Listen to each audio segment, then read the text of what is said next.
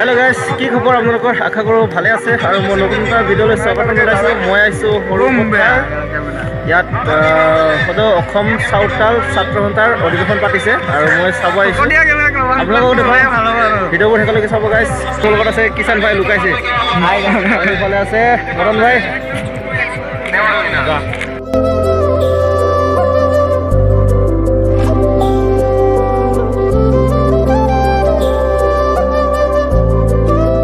চাব পাৰে এইফালে গোটেই সিহঁতৰ খেতিৰ সঁজুলিবিলাক এনেকৈ সজাই ৰাখিছে।